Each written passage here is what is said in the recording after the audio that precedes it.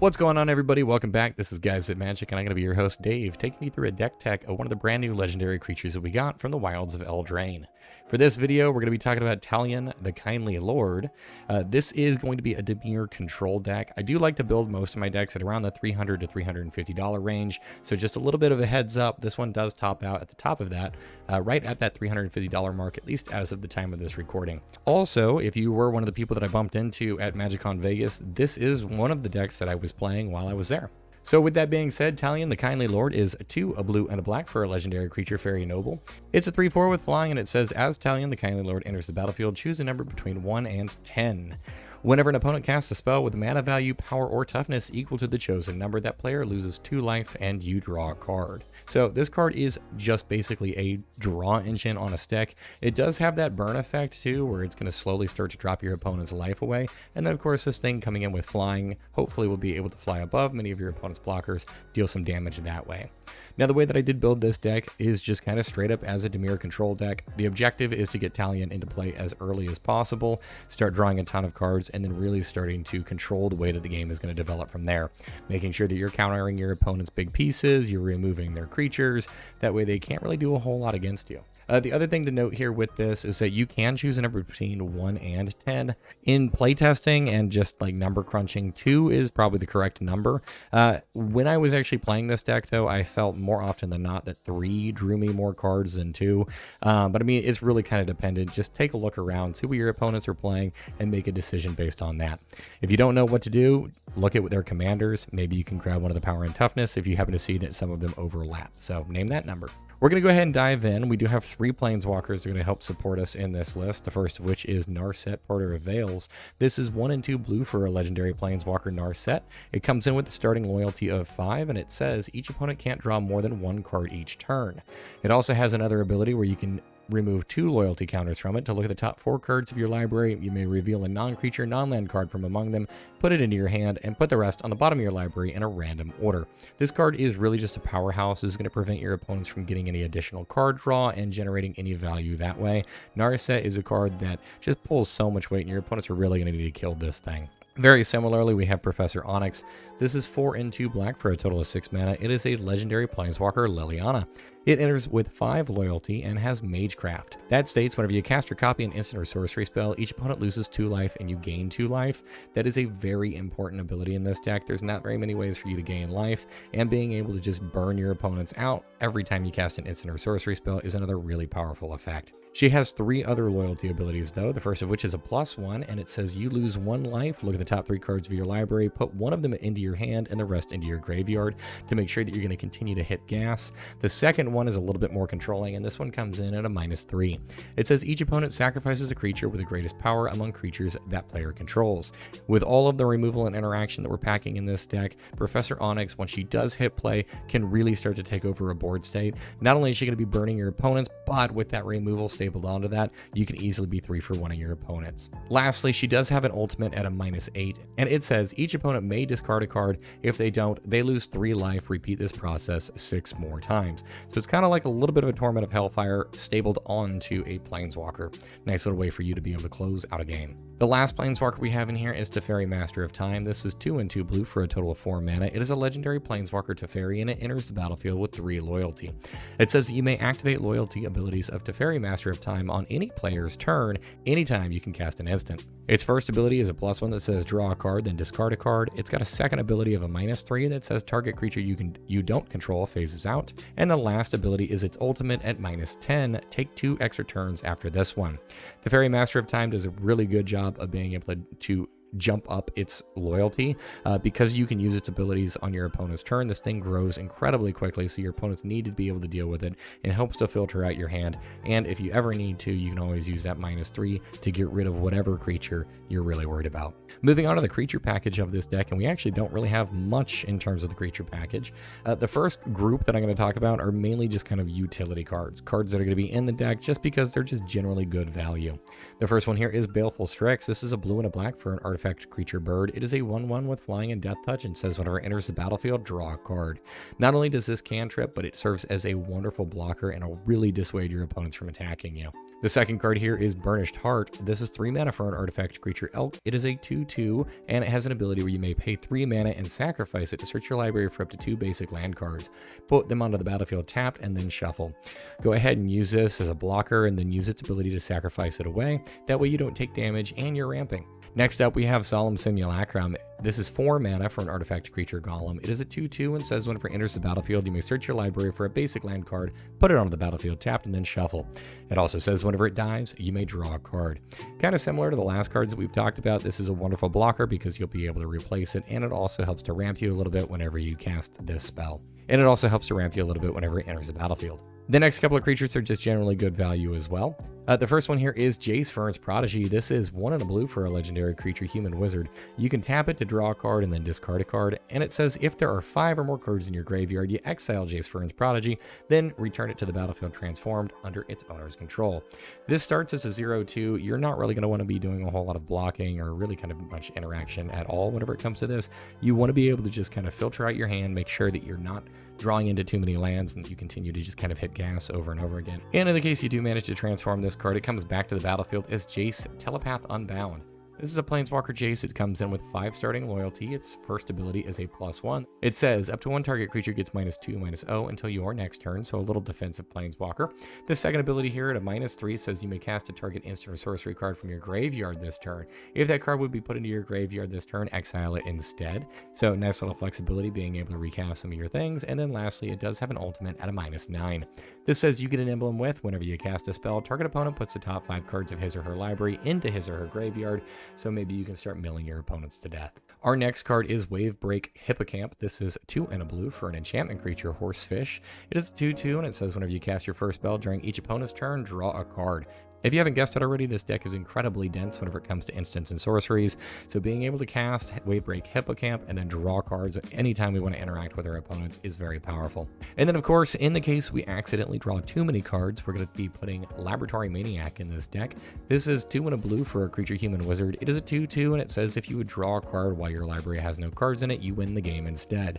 There are a couple of different cards that have this style of effect, but this is actually the only one of which that we're going to include in this list. If you really want to be aggressive, you can start putting in things like Thassa's Oracle and go that route. However, I just feel like Laboratory Maniac is a little bit more fun. He's a bit more susceptible, just kind of a goofy card in a fun win condition. We have a couple big haymakers in this list as far as the creature package goes, the first of which being Hullbreaker Horror. This is 5 and 2 blue for 7 mana. It is a creature Kraken Horror, a 7/8 with flash, and it can't be countered. It says whenever you cast a spell, choose up to 1. Return target spell you don't control to its owner's hand, or return target non-land permanent to its owner's hand. Both of those abilities are incredibly powerful. You can start to bounce away your opponent's board, or just kind of make sure that they just don't resolve a spell ever again. Not only that, but it's stapled onto a 7/8 body with flash. This creature puts in so much work. Very similarly, we are also going to be playing with Tidespout Tyrant. This is 5 and 3 blue for a total of 8 mana. It is a creature Djinn. It's a 5/5 with flying, and it says whenever you cast a spell, return target permanent to its owner's hand. So a little bit similar to Hullbreaker Horror. It's not quite as good. The plus side of this, though, is that it is a big beater in the air, so it is going to be able to push in for damage as well as make sure that your opponents don't have blockers. Just cast some spells, bounce their blockers back to their hand. The other card here is Notion Thief. This is 2, a blue, and a black for a creature human rogue. It is a 3/1 with flash, and it says if an opponent would draw a card except for the first one that they draw during each of their draw steps, instead that player skips that draw and you draw a card. Don't sleep on Notion Thief. I know that this is not necessarily the biggest power and toughness creature out there, but this is going to be able to draw you a ton of cards over the course of the game, and it really shuts down your opponent's decks pretty quickly. We also have Opposition Agent and a means to kind of interfere with our opponents. This is 2 and a black for a creature human rogue. It is a 3/2 with flash and says you control your opponents while they search their libraries. While an opponent is searching their library, they exile each card they find. You may play those cards for as long as they remain exiled, and you may spend mana as though it were mana of any color to cast them. And yes, for those of you who are curious, this does work on Evolving Wilds, Terramorphic Expanse, and all the other kinds of fetch lands that are out there. So Opposition Agent is going to be able to really mess with your opponents. They're going to have to start really thinking what they're going to be doing in advance. And with this card having flash, you're probably going to be able to get at least one of your opponents. We also have Trinket Mage here. This is 2 and a blue for a creature human wizard. It is a 2/2 and says whenever it enters the battlefield, you may search your library for an artifact card with converted mana cost of 1 or less, reveal it, put it in your hand, and then shuffle your library. Not necessarily the best tutor, however, we do have 2 1-mana artifact spells that you can go and grab. We'll get to those later on in the video. We have 2 creatures dedicated just making more creatures and kind of gumming up our board a little bit. This is an instant and sorcery heavy list, so we don't actually have very many creatures or very many blockers, and both of these creatures provide a little bit more protection there. The first of which is Sedgemoor Witch. This is 2 and a black for a creature human warlock. It is a 3/2 with menace and it has Ward of Pay 3 life. It also has Magecraft and says whenever you cast or copy an instant or sorcery spell, create a 1/1 black and green pest creature token. With when this creature dies, you gain 1 life. Gums up the board, we can use those little things as blockers, and then also gain our life back. And then of course, it wouldn't be an instant and sorcery deck if we didn't include it. This is Talion, Sky Summoner, 2 and 2 blue for a total of 4 mana. It's a legendary creature, Merfolk Wizard. It is a 2/2, and it says whenever you cast an instant or sorcery spell, create a 2/2 blue Drake creature token with flying.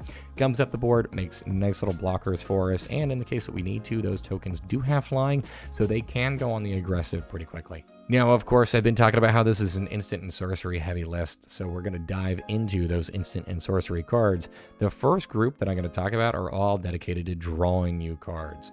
The first of which is Preordain. This is a single blue mana for a sorcery that says scry 2, then draw a card. Pretty similarly, we also have Brainstorm in this list. This is a single blue mana for an instant that says draw 3 cards, then put 2 cards from your hand on the top of your library in any order. We also have Opt, which is a single blue mana for an instant that says scry 1, draw a card. So all 3 of these are just coming in here at 1 blue mana. They are great little cantrip abilities. They kind of just help to make sure that you're putting cards on the top of your library that you want to be able to draw into, and it just kind of helps to thin your deck out a little bit more. Plus, our deck does have several creatures and other cards in it that care about us casting instants and sorceries, so nice little cheap way for us to proc those. We have Tezzeret's Gambit in this list. This is 3 and a Phyrexian blue. It is a sorcery, and it says that you draw 2 cards, then proliferate. Proliferate isn't really the biggest mechanic in this list, but we do have 3.5-ish Planeswalkers, so it is something to kind of just keep in mind. Plus, I do love the fact that this just draws you 2 cards and can be relatively cheap, coming in at 3 mana if you want to lose the life. We also have Windfall in this list. This is 2 and a blue for a sorcery. It says each player discards their hand, then draws cards equal to the greatest number of cards a player discarded this way. With both Narset and also Notion Thief in this list, I couldn't help but include Windfall as well. If you happen to have either of those cards in play and you do Windfall, it's pretty much just going to solidify your win. You're just going to jump so far ahead of your opponents in terms of general value. So this card is great, and whenever you have one of those limiters in play, this card just becomes backbreaking. The last card we have here is Pull from Tomorrow. This is X and 2 blue for an instant that says draw X cards, then discard a card. I just like the fact that this is a relatively cheaper X spell that I don't have to dump a ton of mana into, and I can use this in instant speed if I need to draw some cards, so I can leave mana up in the case that I can want to, I don't know, mess around with my opponents, pretend that I have something, and then just draw cards whenever I don't have something. We have 2 pieces of ramp as far as the instant and sorcery package goes. The first of which is Dark Ritual. This is a single black mana that says add 3 black mana to your mana pool. And the second one of which is being Cabal Ritual. This is 1 and a black for an instant that says add 3 black mana to your mana pool. It also has Threshold, in which it says instead add 5 black mana to your mana pool, but it'll only do this if you have 7 or more cards in your graveyard. Don't worry, it's very easy with this list to hit that threshold. And then of course, it wouldn't be a Dimir control deck if we didn't load up with counter spells, and we have quite a bit. The first card here is good old-fashioned counterspell itself. This is 2 blue mana for an instant that says counter target spell. We have Disallow in this list. This is 1 and 2 blue for a total of 3. It is an instant that says counter target spell, activated ability, or triggered ability. And yes, the flexibility on this card is absolutely insane.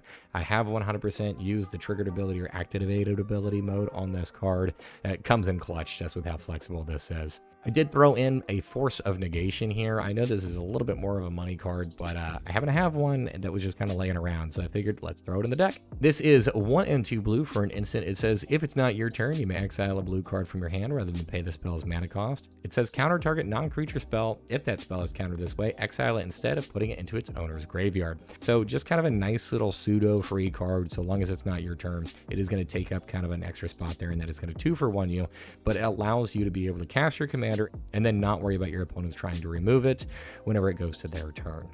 Just kind of same note as the last card, I love this next counter spell. I understand it's not for everybody, but I happen to have one laying around, so I figured why not. This is Mana Drain. It is 2 blue mana for an instant. It says counter target spell. At the beginning of your next main phase, add an amount of colorless mana to your mana pool equal to the spell's converted mana cost. It counters, it ramps. This card is great. We also have Mana Leak, which is 1 and a blue for an instant. It says counter target spell unless its controller pays 3. So just kind of keep in mind your opponents can get around this. Don't use this one all the time, but if they don't have 3 mana extra, this is just straight up a counter spell. So fantastic card here. We also have Negate in this list. This is one of my favorite counter spells of all time. Very short, sweet, simple, and I love the fact that this card just costs pennies. Negate is 1 and a blue for an instant that says counter target non-creature spell. Now, yes, it is a little bit more narrow in that it can't just hit anything. However, oftentimes your opponent's big spells are going to probably be non-creatures anyways, whether it be a tutor, a planeswalker, or just kind of like a big game-ending instant or sorcery. And this solves all those problems. Not only that, but it also helps to keep your commander alive, and that most removal is also stapled onto instants or sorceries. So pretty powerful card here. And then the last counter spell we're going to be including is Rewind. This is 2 and 2 blue for an instant. It says counter target spell, untap up to 4 lands. So it's not necessarily free, but I mean, it does buy back those lands for you. So you can always cast this, and then, you know, you have the mana for other interaction later on. To add into our removal package, we have a couple of spells just in case our opponents do manage to resolve some of their things. The first of which is Infernal Grasp. This is 1 and a black for an instant. It says destroy target creature, you lose 2 life. We have Leadership Vacuum, which is 2 and a blue for an instant. It says target player returns each commander they control from the battlefield to the command zone. Draw a card.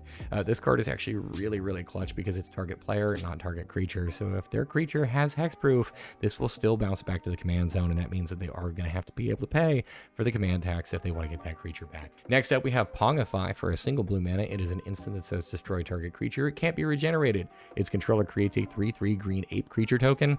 Don't worry about the ape. It's not going to be able to do anywhere near as much as what the creature you killed was going to do. So fantastic card here at Pongify. And then we have its cousin, which is Rapid Hybridization in this list as well.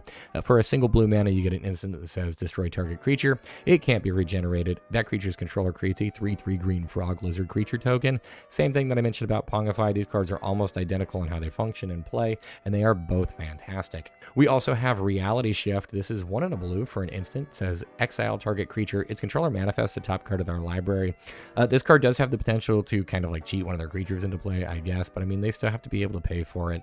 And chances are they're probably going to be able to just like flip into something that is not relevant, or they would have just drawn it anyways, which kind of like, I don't know, gives you a little bit of an extra workaround here. The last card here is Snap. Snap is 1 in a blue for an instant. It says return target creature to its owner's hand and then untap up to 2 lands. Same thing that I mentioned earlier about the counterspell Rewind. I love how this untaps mana. It's not a free spell, but it does allow you to have some interaction and then also keep up extra mana past that, assuming that this resolves, for you to like threaten even more interaction against your opponent. So it's a bit of a tempo swing. It's not going to get rid of their creature forever, but it does buy you some time. The last single target removal spell here is Echoing Truth. This is 1 in a blue for an instant, and it says return target non-land permanent and all other permanents with the same name as that permanent to their owner's hands. You can name any non-land permanent with this, so this will be able to solve any of your opponent's planeswalkers, enchantments, battles, I guess, if you need to. This is also really good whenever your opponents are playing with tokens, because you can just name the token and it bounces all of those tokens back to their hand, which they can't exist in the hand, so you just solved all of those tokens for just 2 mana. Echoing Truth is really flexible and it's pretty cheap. I love this card. We have 2 board wipes in this list, the first of which is Toxic Deluge. I love that this just got a reprint and made it more affordable. This is 2 and a black for a sorcery that says, as an additional cost to cast this spell, pay X life. All creatures get -X/-X until end of turn. Toxic Deluge is probably my favorite board wipe in the format, and I do think that it's probably also the best board wipe in the format. It is going to cost you some life, but it'll solve whatever problems you need to get rid of, and only at 3 mana. The next card here, although I mentioned it is a board wipe, it kind of functions a little bit more than that, and that's going to be Cyclonic Rift. This is 1 in a blue for an instant. It says return target non-land permanent you don't control to its owner's hand, or you can overload it for 7 mana, and if you do, you bounce all of those non-land permanents back to their owner's hands. So this will leave your opponents exposed for whatever you want to attack in with. It's a huge tempo swing. They're going to have to be able to recast all their things, and if your commander is in play, that means you're going to have some great knowledge as to either what number to name, or you're going to be able to just like reap the rewards whenever they try to rebuild their board state. We have two other big haymakers as far as our sorceries go. The first of which is Rite of Replication. This is 2 and 2 blue for a sorcery. It says create a token that's a copy of target creature. However, it does have a kicker on it for 5 extra mana, and it says if this spell was kicked, create 5 of those tokens instead. So that is kind of expensive. It does come in at 9 mana if you choose to kick this thing, but I recommend you just wait until you have the mana, because coming in with 5 copies of whatever the best creature is in play can be absolutely devastating. And in case that wasn't enough, we do have another card just to help us close out the game, being Torment of Hellfire. This is X and 2 black for a sorcery. It says repeat the following process X times. Each opponent loses 3 life unless that player sacrifices a non-land permanent or discards a card. With our removal package, they really shouldn't have very many creatures in play, so they're probably going to be discarding cards or removing things that we haven't been able to necessarily counter or kill yet. In the case that they don't have much of a board presence, this will just kill them. We are running a single dedicated tutor in this list, and this being Mystical Tutor. It's a single blue mana for an instant, and it says search your library for an instant or sorcery card, reveal it, then shuffle your library and put that card on top. As far as our artifact package goes, we are going to be running quite a few pieces of artifact ramp. The first of which being Arcane Signet for 2 mana. You can tap it, and you can add 1 mana of any color of your commander's color identity. We also have Commander Sphere in this list. This is 3 mana for an artifact. You can tap to add 1 mana of any color of your commander's color identity. And later on, my favorite thing about this card is that you can sacrifice it to draw a card. We have Dimir Signet, which is 2 mana for an artifact that you can pay 1 to tap and add both a blue and a black. We have Mind Stone, which is 2 mana for an artifact that you can tap to add a colorless, or you can pay 1, tap, sack it, and draw a card. I love artifact ramp that has the ability to just like replace itself later on whenever you no longer need it and you got enough lands in play. We also have Talisman of Dominance in this list. This is 2 mana for an artifact that can tap for a colorless, or it can tap for either a blue or a black, but it'll deal 1 damage to you. No deck, of course, would be complete without good old Soul Ring, so we're going to put that in this list as well. 1 mana for an artifact that can tap for 2 colorless. We have Felwar Stone, which is an artifact for 2 mana. You can tap it, add 1 mana of any color that a land an opponent controls can produce, which in a 4-player pod, somebody's probably going to have either blue or black, so you'll be fine there. And if not, it's still an extra piece of mana. And then lastly here, we have Thought Vessel, which is 2 mana for an artifact that says you have no maximum hand size, and you can tap to add a colorless. Thought Vessel is an absolute must include in this kind of list, because you're going to be drawing a ton of cards, and there is no worse feeling than having to discard those cards at end of turn. So Thought Vessel giving you no max hand size is such a powerful tool. We do happen to have 2 other artifacts that I did want to mention in this pile. However, they don't actually tap for mana themselves. The first of which is Wayfarer's Bauble, which is a single mana for an artifact. You can pay 2 mana, tap it, sacrifice it, search your library for a basic land card, put that card onto the battlefield tapped, and then shuffle. Wayfarer's Bauble is okay in this list, but I did want to include an additional 1 mana artifact just in case we happen to have Soul Ring maybe in our opening hand. Maybe we got lucky, so we have something that we can continue to target with Trinket Mage. And then also along those same kind of lines, we have Armillary Sphere in this list. This is 2 mana for an artifact that you can pay 2, tap it, sacrifice it, search your library for 2 basic land cards, reveal those cards, put them in your hand, and then shuffle your library. So it doesn't necessarily tap for any mana on its own, but it's going to make sure that you hit your land drops. We have 4 other artifacts in this list, and all of which are pretty good whenever it just comes to general utility. The first of which is Mirage Mirror. This is 3 mana for an artifact. You can pay 2, and it says Mirage Mirror becomes a copy of target artifact, creature, enchantment, or land until end of turn. This card is incredibly flexible. You can have it copy one of your opponent's things. You can have it copy one of your things. So Mirage Mirror is really just kind of a copy of what is the best of artifact, creature, enchantment, or land in play. And because you are going to be keeping mana up pretty much consistently throughout the course of the game, Mirage Mirror can really pose a problem. Mirage Mirror can really pose a problem for your opponents just because of that amount of flexibility. Blackblade Reforged is in this list. This is 2 mana for a legendary artifact equipment. It says equip creature gets +1/+1 for each land you control. You can equip it to a legendary creature for 3, or just equip it to any creature for 7. The non-legendary equip is kind of expensive here, but I did want to give us a little bit of a different avenue for us to be able to close out the game. Instead of relying on having our opponents just kind of like burn down and us slowly beating to death with a 3/4 flying, I did want to make sure that we have an extra route here. So being able to equip Blackblade Reforged to Talion makes them a gigantic creature, and you should hopefully be able to close out the game much faster there. Swiftfoot Boots is 2 mana for an artifact equipment. It says the equipped creature has hexproof and haste, and you equip for 1. This is just an extra way for us to make sure that our commander stays in play and is not targeted. And then similarly, we have Whisper Silk Cloak. For 3 mana, it is an artifact equipment. It says the equipped creature can't be blocked and has Shroud. It's got an equip cost of 2. This allows us to push in for a little bit of extra damage while also protecting our creature. We have 5 enchantments in this list, the first of which is Court of Ambition. This is 2 and 2 black for an enchantment that says whenever it enters the battlefield, you become the monarch. It also says at the beginning of your upkeep, each opponent loses 3 life unless they discard a card.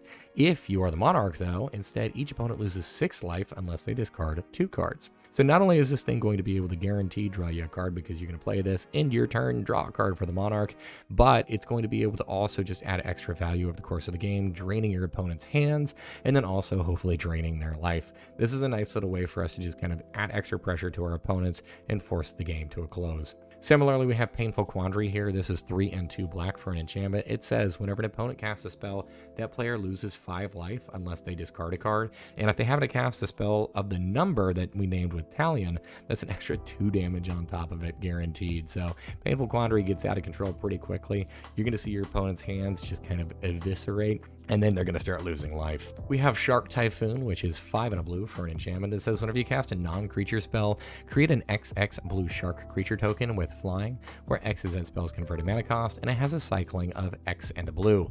It also says whenever you cycle Shark Typhoon, create an XX blue shark creature token with flying. So you can use this if you absolutely need to just cycle it away. But if you do manage to get this thing to stick, it's going to start making sharks pretty consistently for you. It's just a big token generator, and since they do have flying, your opponents are going to be overwhelmed. We also have Ristic Study here, which is 2 and a blue for an enchantment that says whenever an opponent casts a spell, you may draw a card unless that player pays 1, because we just didn't have enough card draw in this deck, of course. And then our last enchantment is the Eldest Reborn. This is 4 and a black for an enchantment saga. On the first lore counter, it says each opponent sacrifices a creature or planeswalker. Then it says each opponent discards a card. And then lastly, it says put target creature or planeswalker card from a graveyard under the battlefield under your control. This thing is just so oppressive. Coming in at 5 mana, it is a little bit more on the expensive side, but on its first mode, you're going to 3-for-1 your opponent, and then you're going to have them discard cards, and then lastly, you get to reanimate the best thing from their graveyard. So the Eldest Reborn just pulls so much weight. All right, moving forward, we're going to talk about the mana base for this deck. The first group of cards I'm going to talk about are all, for the most part, just going to be utility, and, well, something they have in common is that none of these tap for colors.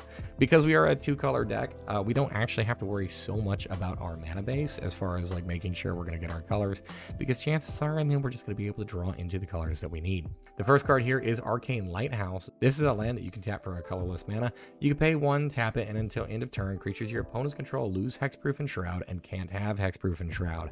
This is super important because our deck is riddled with removal, and we want to make sure that even in the case that their things have Hexproof or Shroud, they can still die. We have Reliquary Tower in this list. This says you have no maximum hand size, and this land can tap for a colorless. No maximum hand size is so important in this list, so I absolutely stress that you include this card. Rogue's Passage is a land that you can tap for a colorless, or you can pay 4 mana and have target creature can't be blocked this turn. This can also serve as a great politicking piece because you don't have to use it on your creature.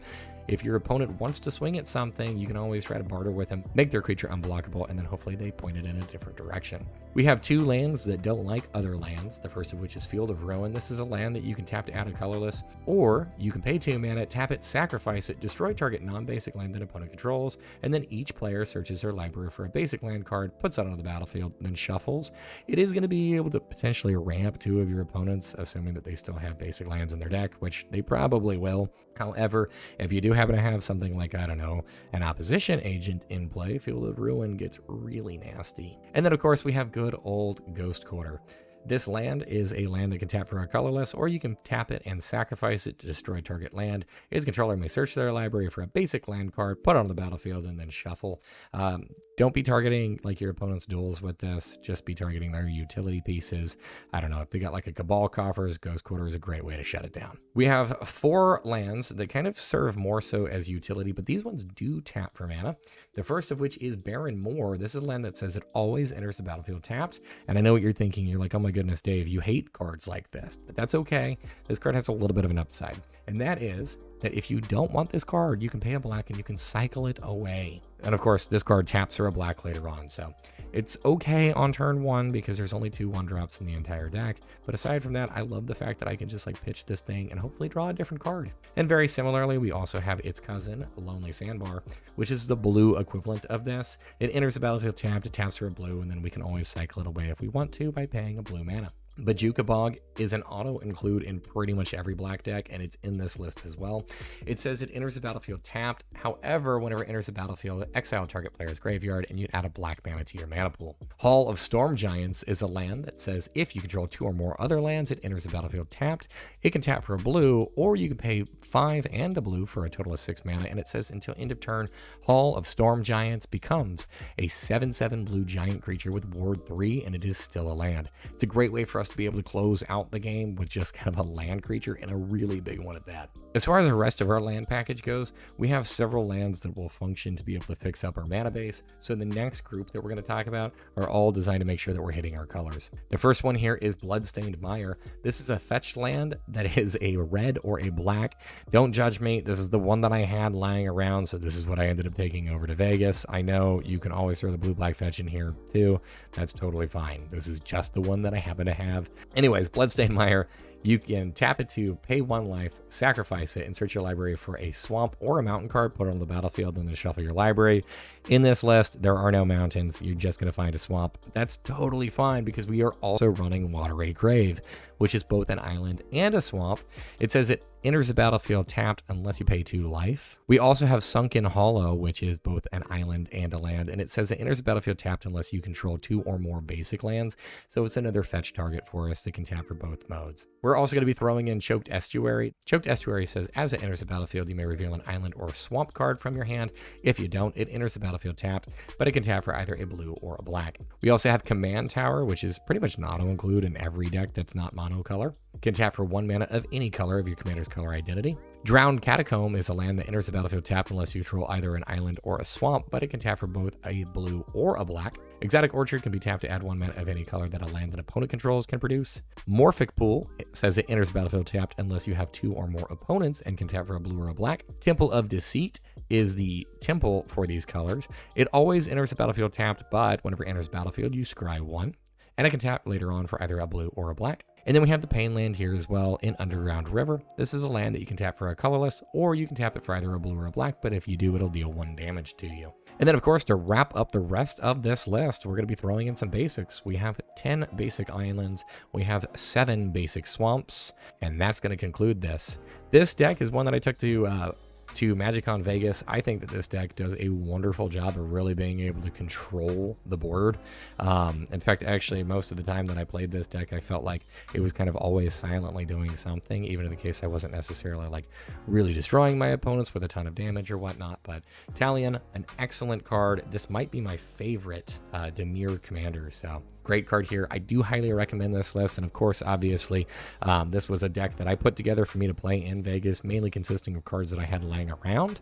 There are some cards that you can definitely swap out, including, like, for example, that fetch land.